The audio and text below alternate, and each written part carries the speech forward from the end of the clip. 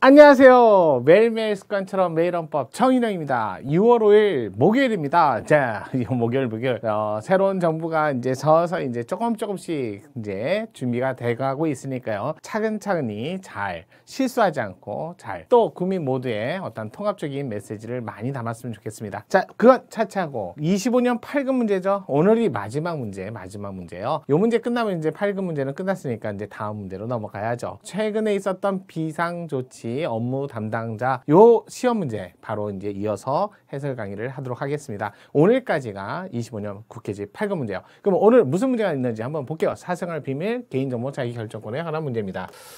자, 볼게요. 사생활 비밀 개인정보 자기결정권의 설명 옳지 않은 것은 틀린 질문을 골라라. 그렇게 어려운 판례들은 아니에요. 기본적으로 많이 나왔던 판례들이고 많이 다뤘던 판례들인데 그래도 우리 할 건 하고 정리하고 해야죠. 자, 일단은 사생활의 자유 요거 17조 이거 8차 개헌 때 처음 들어왔죠. 요때 처음 들어왔어요. 사생활이라는 게 사회적 관계 속에서 인간상으로서 관계 속에서의 인간상을 전제로 하면서 인간상을 전제로 이렇게 되는 거죠. 사회적 관계 속에서 인간상을 전제로 그런데 남과 공유하지 않고 남과 같이 하지 않는 나만의 이런 것이죠. 나만의 자 인격권 이런 것들 자, 나만의 인격권, 나만의 공유할 수 없고 공개되지 않는 걸 이걸 사생활이라고 합니다. 그러다 보니까 나만의 인격권 이것만 있나요? 공개돼도 인격권이잖아요. 여러분 이름, 성명, 공무원이라면 명찰 달고 다니까 다 공개됩니다. 그러면 나만의라는 말을 못 하잖아요. 그러면 자, 나만의 인격권 이외의 인격권은 그래요. 10조에. 그래서 10조에는 인간의 존엄과 가치라고 해서 이때 존엄은 남에게 의지하지 않고 남이 통제받지 않는 그래서 자기 결정권, 일반적 행동의 자유권, 그다음에 가치라고 해서 사회적 평가에 따른 인격권, 사회적 평가 중에 나만에 관련된 인격권은 17조로 빠져나갔어요. 그래서 10조에는 나만의 인격권은 더 이상 들어있지 않습니다. 여기는 그 외, 이외의 인격권이 포함되어 있다. 그래서 우리나라에서는 다른 사람과 공유할 수 없는 그러면 이제 앞으로 공개된 또는 공표된 또는 일반적으로 공표된 인터넷상에 그러니까 자신의 홈페이지 말고요. 인터넷상에 이런 대화방이나 여기다 게시판에다가 글 이거는 나만의 세계가 아니잖아요. 또 도로위가 나만의 고유한 세계 아니죠. 그 다음에 광장, 서울 광장 또는 인천의 마당들 이런 데서는 일반적으로 나만의 영역은 아니라는 거예요. 이런 것들은 그 다음에 대외적 해명 이거 전부 다 판례잖아요. 여기는 이제 사생활이 아닙니다. 사생활이 아니고 만약에 개인적인 어떠한 표현이라면 표현의 자유로 가시고요. 표현이 아니면 10조 일반적 행동의 자유권으로 가셔야 돼요. 21조, 10조 이런 것들과 관계되어 있는 기본권은 될 수 있어도 17조 사생활에 관련된 기본권은 아니라는 거 꼭 알아두세요. 자, 이런 판례들이 많이 나왔어요. 거기다가 공적인 이런 말 나와도 마찬가지예요. 이건 사생활 아니에요. 여러분 변호사 업무 변호사 업무 그래서 지방변호사협회 보고토록 하는 거예요. 이거 공적인 업무이기 때문에 그런 거예요. 그럼 이거는 사생활이다 아니다? 사생활과 관련이 없어요. 관련이 없으면 제한되지 않고 침해도 안 됩니다. 이렇게 정리하셔야 돼요. 그래서 나만의 그러면서 인격권인데 공개되지 않은 거 그러면서 자유도 있고 또 비밀도 있고 이런 거 구별하시는 거 아시죠? 비밀은 내용에 관한 문제고요. 비내용에 관한 것은 내용이 아닌 부분은 자유라는 말을 쓰는 거죠. 사생활 비밀과 사생활 자유 이거는 구별해 주셔야 돼요. 비밀에 관한 내용, 내용이 아닌 것은 자유. 그래서 사생활의 자유 이렇게 하고 17조 규정이 있고요. 그런데 이런 사생활의 자유는 아무래도 내가 스스로 내가 결정해야죠. 근데 그게 사생활이 아닌 것은 저쪽 10조로 가시라고 그랬어요. 내가 알아서 스스로 자유롭게 결정, 선택 그 다음에 그 내용도 내가 정하는 건데 근데 결정 선택 그러니까 개인정보는 자기가 알아서 해야죠. 자기 결정권 이런 게 원래 사생활의 자유에서 시작은 했는데 지금은 이미 널리 공개된 이거는 공개돼 버리면 사생활은 아니잖아요. 그런데도 불구하고 이것도 개인정보 자기결정권 공개되면 제 사진 아닌가요?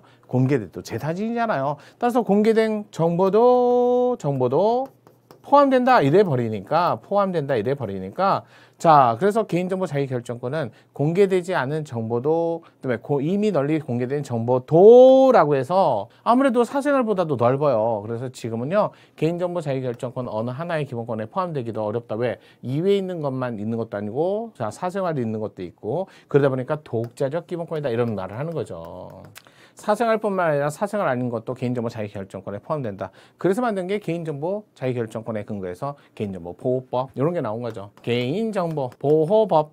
오늘은 법률 문제가 아니라 자, 여기서 개인은 살아있는 사인이다. 개념 정도만 아시면 돼요. 법인은 그래서 안 된다. 단체 안 된다. 살아있어야 되니까 사자 또는 존재하지 않는 허무인 이런 정보는 여기에 포함되지 않는다. 이렇게 보셔야죠. 이런 것들 또 보호법이니까 보호에 관한 법률 이런 거 만들었어요. 이렇게 갖고 정리를 조금 하시면서 정리를 해나가시는 게 여러분 이렇게 정리하셔야 돼요. 자, 그러면 문제 한번 살펴보도록 할게요. 잘 살펴볼게요. 자, 옳지 않은 거예요. 틀린 질문. 운전할 때 운전자가 좌석 안전띠를 착용하는 문제. 더 이상 사생활의 자유 문제가 아니어서 사생활 비밀, 자유에 의해서 보호되는 범죄에 벗어난 행위다. 자, 운전 좌석 안전띠 도로 위잖아요. 도로 위 상황이니까 사생활에 벗어난 행위니까 제한도 안 되고 당연히 침해도 안 되는 건 당연하죠. 전기, 통신, 영무 제공에 관한 계약을 체결. 그러니까 쉽게 얘기해서 전화 계약. 그런데 요즘엔 신분증만 하는가요? 아니면 신분증에 적혀져 있는 사진 또는 기재된 내용과 본인과 반드시 매칭을 시켜야 되나요? 매칭까지 가셔야 돼요. 따라서 자, 전기통신 영무 제공하는 계약을 체결할 때 전기통신 사업자로 하여금 가입자에게 본인임을 확인할 수 있는 증서를 제시하고 증서가 본인과 맞는 대면 확인까지 요구합니다.